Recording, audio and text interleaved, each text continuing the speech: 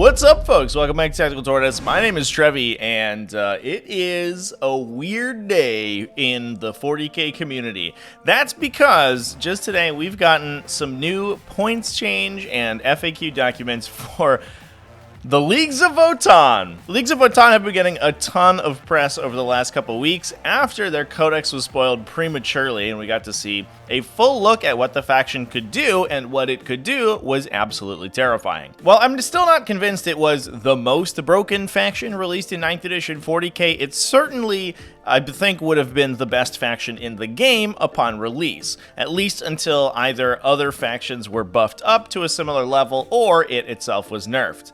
That led a large proportion of the community to backlash wildly, and in some situations, as I covered in a previous video, actually threatened to ban the codex from competitive play. Games Workshop has responded dramatically to this, with today releasing these aforementioned FAQ documents. So let's talk about exactly what's in these documents. First off, a change to the Eye of the Ancestors rule has been made. This is the ability that allows Votann units to accrue judgment tokens on enemies when they're destroyed, or via some other criteria over the course of the game, such as the Call's ability to place one in your command phase, and assigning them to enemy units when they perform actions or stand on objectives for too long. The more judgment tokens are applied to a unit, the easier it becomes to wound them, with hit rolls of 6, 5, and 4, depending on the number of tokens that you have on you, automatically wounding. Previously, those wounds counted as unmodified wound rolls of 6, which would trigger additional abilities. This was a problem for things like Magna Rail weapons, who on an unmodified 6s converted all of their attacks to individual damage and became much better at killing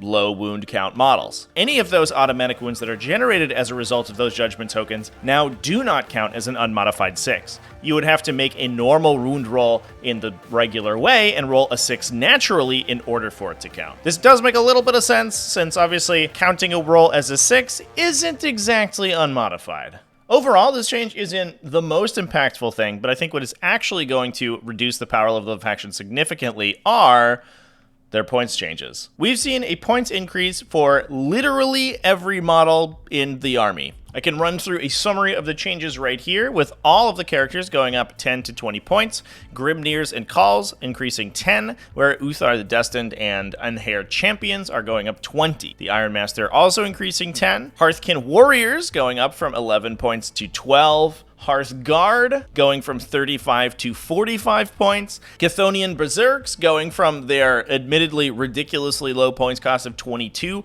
up 8 points per model to 30, Hirenkin Pioneers going up 5 from 30 to 35, the Sagittor ATV increasing from 110 to 120, and then will be increased more if you upgrade its weapon to one of the heavier weapon varieties, Brokir Thunderkin increasing from 35 to 40, and the Hecaton Land Fortress, the #1 offender of the low points that the faction received, going up a massive 70 from 230 to a much more reasonable 300. These points values were basically, I think, what the community pinned a lot of these models at, comparing them to other models in similar factions that fulfill the same role. And it definitely was pretty apparent that Leagues of Votann models were incredibly pushed in terms of their points cost. On my estimation, on the whole, this means that a list you built from the codex on release versus now is going to lose about 400 points worth of models. Overall, while the points costs are absolutely severe, I think they were warranted, and the rest of the changes aren't particularly transformative.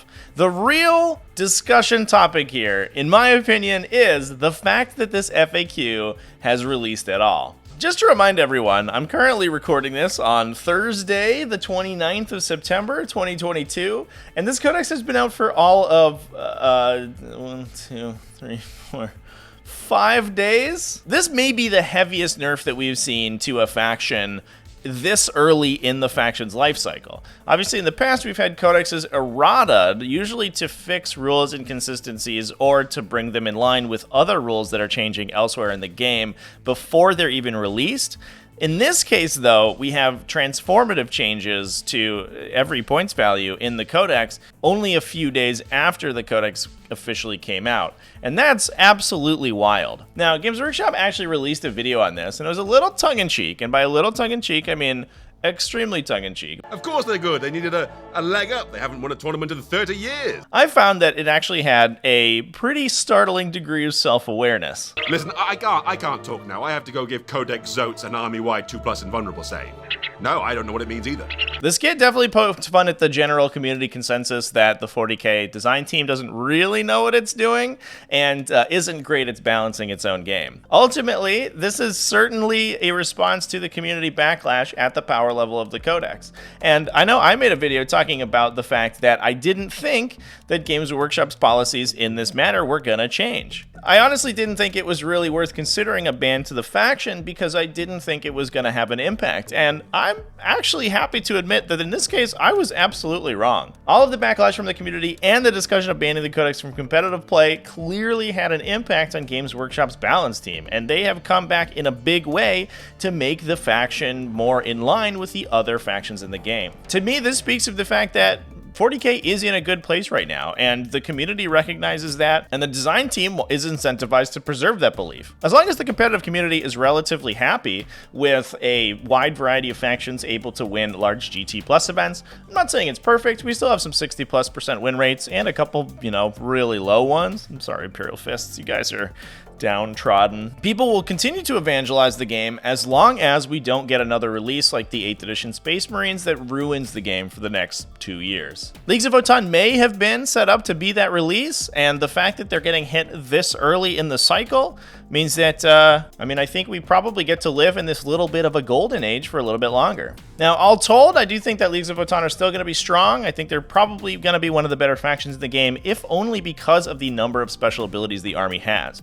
But they're going to be around the same model count as other armies, meaning that if you have good rules to fight them, they no longer dramatically outnumber you. If you're survivable enough and can pile out a ton of mortal wounds, it's likely that you can just outfight a Leagues of Votann army now, or even factions like Necrons that can put enormous amounts of VPs on the table may be able to outscore them before they lose all their models. Previously, I think that the damage output and lethality of a Leagues of Votann army at its full power was a little bit too high and would have made that impossible, but as it stands, I think that, like I said before, they're going to be a similar model count to you. So overall, I'm very surprised and impressed with Games Workshop's response to the community backlash.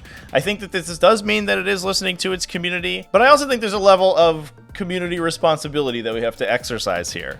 Does heavy backlash influence Games Workshop's balance policies? Apparently so. Should that be something that we weaponize to complain about every new codex release? Probably not. Certainly releases like Leagues of Votann and in the past things like pre-nerfed Tau and Tyranids are definitely codexes I would have liked to have seen change before they were released. But at the same time, there have been plenty of codexes that have generated a lot of buzz and made very little competitive impact. So should we get up in arms about every new release? Absolutely not. But should we protest poor design and balancing more often in the future? Probably so. The next challenge is everyone to boycott 40K until true line of sight is removed from the game. So I'm going to set you off to that task. Start getting your Facebook groups together and banning the game from your game stores until this rule is fixed. And I'm going to thank everyone for supporting the channel. Big thanks to everyone who supports over on Patreon at patreon.com/tacticaltortoise. YouTube channel members, you can join a link down below the video. And Twitch subscribers, all you people are great. I love you.